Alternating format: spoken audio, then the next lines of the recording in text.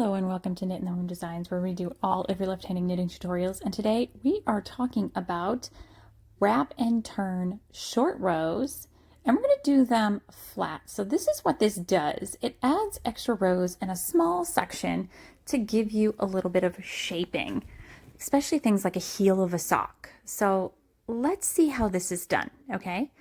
So we get to the point where we want to do our stitch that we need to wrap. So we're going to wrap the yarn around it and turn.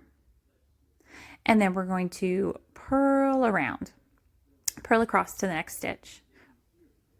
Wherever that might be, wherever your pattern says to go to. And for us, it's going to be not this stitch. You can see I've already done some short rows because you can see the gap where I've already done it. So now we're going to wrap and turn this stitch. So we wrap this stitch with the yarn and we turn.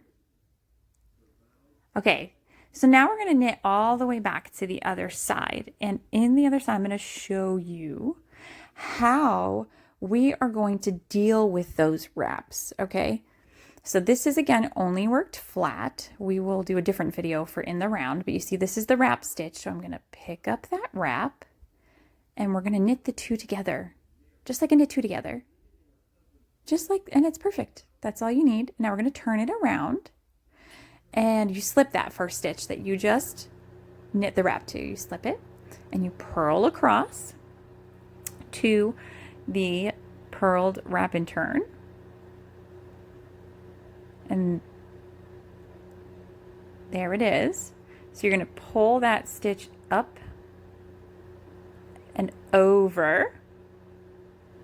And I do a kind of a slip purl with this. You purl through the back loop, right? And you turn it and you can see it's just like a regular purl stitch. And that is how you do wrap and turns on the flat when you're knitting by rows, not in the round. I hope this was super helpful for you. And if it was, make sure you like, subscribe, and share it with somebody that you think it would be helpful for. And happy knitting!